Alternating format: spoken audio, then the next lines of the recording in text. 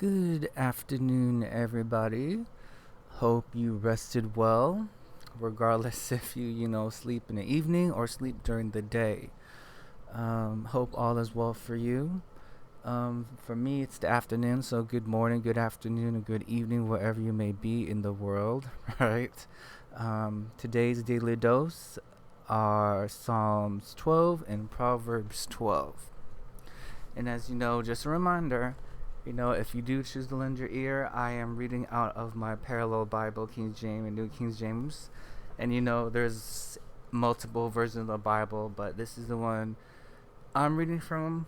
And also, regardless of the Bible, if you do read from one, the version, just take the good from it, because there's it's like 10,000 different Bibles, or, I know that's over exaggeration, but, everyone made their own version because they said this is right and this is what we want.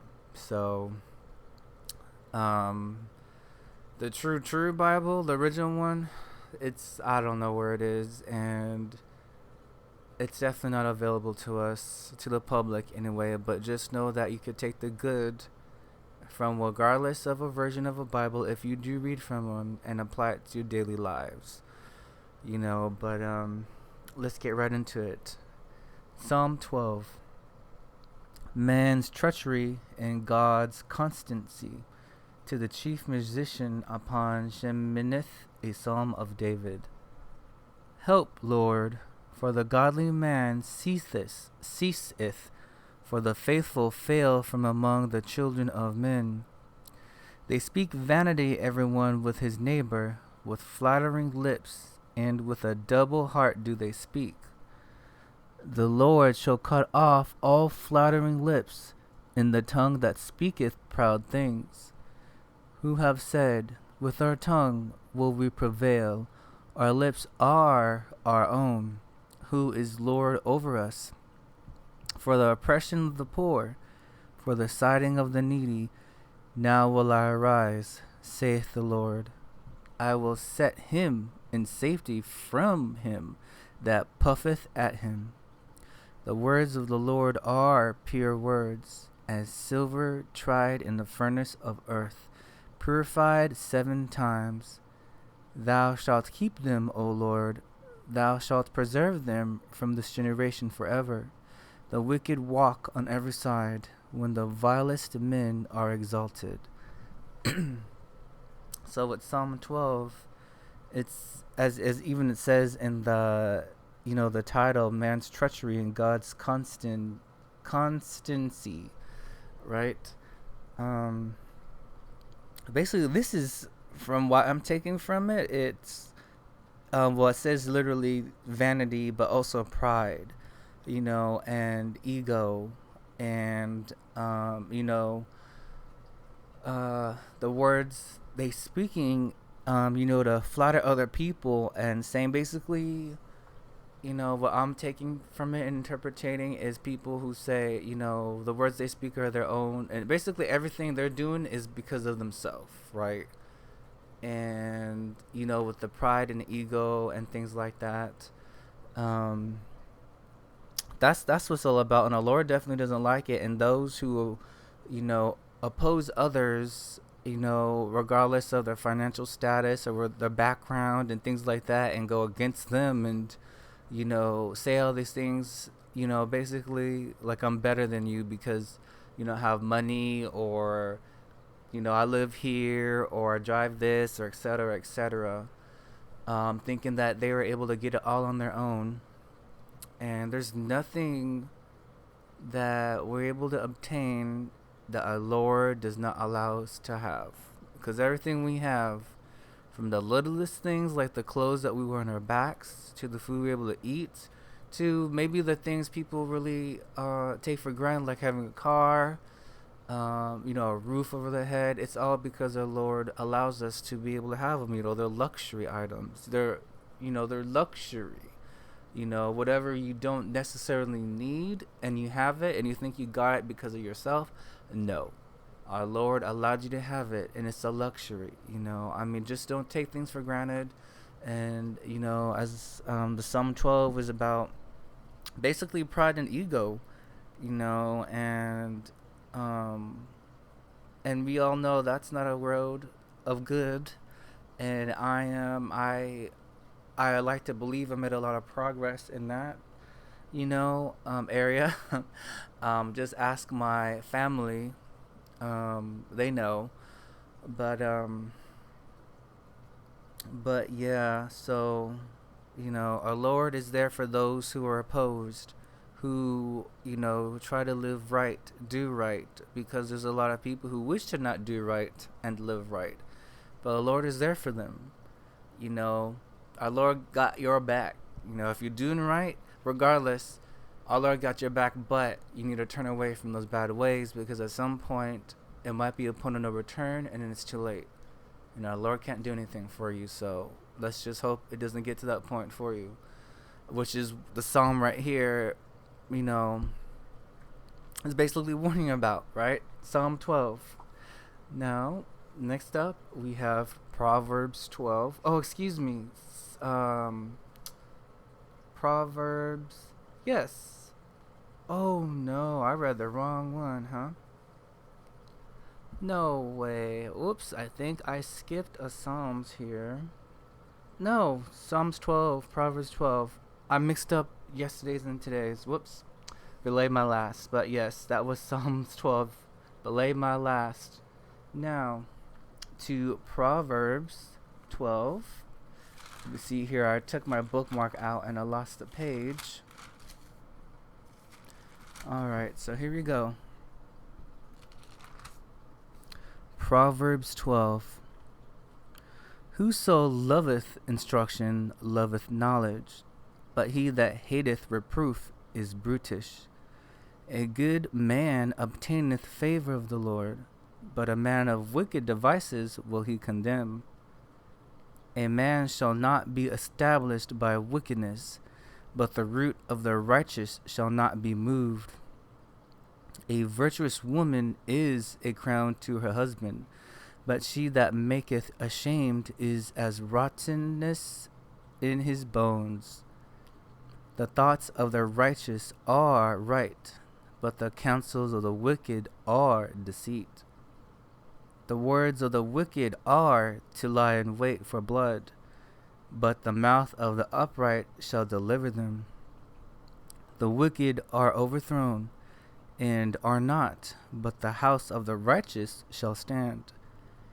A man shall be commended according to his wisdom, but he that is of a perverse heart shall be despised. He that is despised and hath a servant is better than he that honoureth himself and lacketh bread. A righteous man regardeth the life of his beast, but the tender mercies of the wicked are cruel. He that tilleth his land shall be satisfied with bread, but he that followeth vain persons is void of understanding.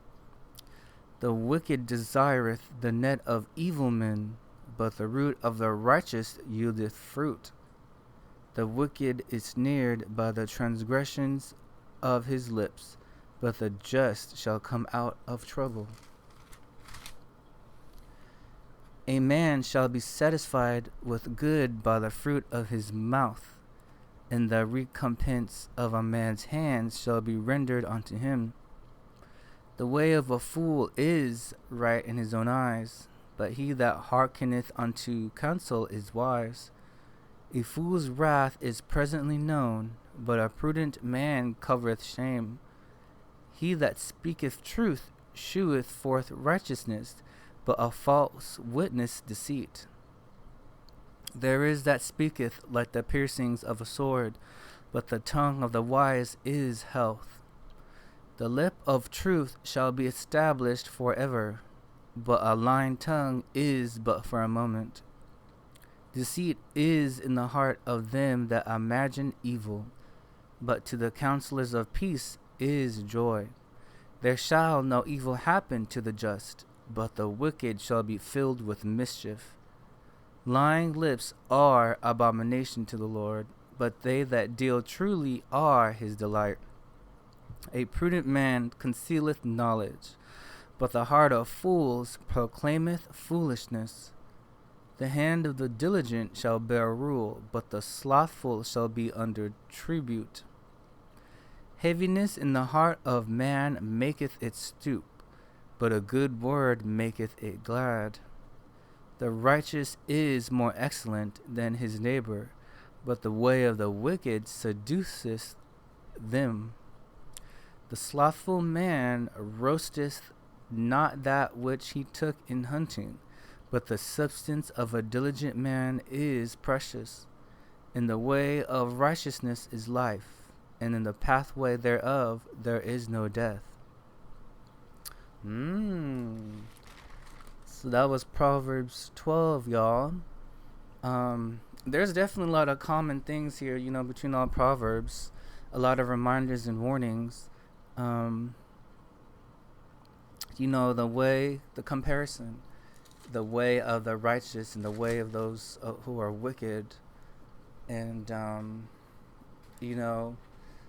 what are the fruit, I guess you could say, of those who live justly and righteously, and the fruit of those who live wickedly and, cause mischief. And as you know, there's always good and bad. And it should be obvious which one's the better side, right, to live by. But for many, they don't realize or they ignore. Because, as you know, not everybody, but a lot of people live in the moment. And, of course, in the moment, is it a good idea to do this right now, to take advantage of somebody or whatever have you? It seems like a good idea for the moment. But in the long run, it's a path of not good coming your way and whoever you're affecting, right? But to do good is everlasting, and it causes joy. Doing good is joy, and joy is our Lord. Love is our Lord. Happiness is our Lord. So it's like, why wouldn't you want to do good, which causes joy and happiness and love, which is of our Lord? And of course, we're not perfect. Nobody is. And we're all a work in progress. And it's just a matter of if we want to even attempt to grow and learn from what we've done in our past, or what we're doing right now. And yes, of course, it's easier said than done, but it is possible. I definitely made a lot of progress in my life. Spiritually, definitely. And I'm still new. I'm like a babe, and I'm learning a lot of things, and I'm starting to pick up on a lot of things too, and realize what I've been seeing as normal, I now see it as it's not okay. So, and I'm starting to learn this. I'm starting to pick up on it, on my spiritual journey. And it's interesting. It's an eye-opener, because a lot of things that is accepted in, so-called society, if you take a step back and really analyze and really look and listen to what's going on, I'm pretty sure, I like to think you'd be able to tell that it's not good, or if you just, I don't know, how do you say, if you feel it out. But that's what I've been learning on my spiritual journey, among other things, and prayerfully, if you haven't started your own spiritual journey yet, then prayerfully soon for you too. And, just know that, of course, no matter what we're doing, our Lord's always chasing you and wants you, to go towards the good, do good, whatever you're getting into. And it's never too late to turn your life around. It never is too late. And, even if we fail, even if we fall to temptation, or we fall into old habits, or we fall into the old crowd that we know, the old friends that up to no good, and you go into whatever you used to do with them, right? It's never too late to turn around. And of course, you fall down, you have to go back up that hill again, and it's definitely a hike. It is definitely a hike. Because I was doing a good hiking, but not alone, of course, because the Lord was with there for me every moment, every step. And then on that hike, because of my own foolishness, I fell. So now I'm, starting back and going up again, hiking that hill with the Lord, and but yes, it's not too late. No matter how deep, how far you think you've fallen, it's not too late. You can always hike out of there, climb out, get out of that darkness, get out of that hole. It's not too late, and you can't do it alone. Because the Lord is there for you, and those who love and cherish you, those who truly do, and hear you and see you that you don't want to do these things anymore, and you're asking for help. They will be there for you, who are truly there for you and love you and care for you. They will be there for you also, and just keep on climbing and keep on hiking. You could get out of that hole, you could get out of that pit, that darkness, whatever metaphor for it, you can get out of it. You can get out of it, I know everyone doesn't believe in our Lord, of course. Everyone has different beliefs. Maybe some, as I mentioned before several times, question or know of our Lord, but say, well, it hasn't done this for me and this and that. Yes, I know, because when I was younger, I was that way too. I questioned and I was like, Lord, I know you're here, but what have you done for me and this and that, But just remember that every waking moment and breath we take is a blessing from our Lord in itself. Okay, and that our hearts are still beating, and the sun's still shining, and as I guess cliche or cheesy as that sounds, it is true. It is true, and don't you forget it. Because just be able to sleep and wake up, that's a blessing in itself. And not many people are allowed to wake up, this morning or evening or afternoon, wherever you are. Not many people were able to. And look what's going on around the world also. So just don't forget, like, the little things. Everything is a blessing in itself. Of course, I'm not saying bad things that occur are a blessing, and of course, our Lord doesn't want that to happen, of course. But there must be good that can come out of it. Of the bad, it has to be good, a lesson. And of course, it could be very grievous as, losing a loved one, or I don't even want to go that route, because it's like, how could something good come out of losing a loved one? I know, but I don't want to get into that, because we all lost loved ones at some point, as you know, so, because it happens. But yes, you all continue to stay safe out there, and just know you're not alone. It's never too late. It is never too late to crawl out of whatever you're in, and you have no business of getting into, and it's not good, and that was how you used to live, but that's not you anymore.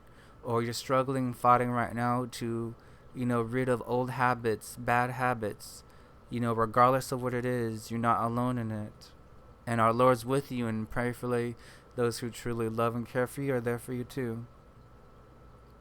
But until next time, y'all, take care, stay safe, enjoy the rest of your day, and I will catch you tomorrow.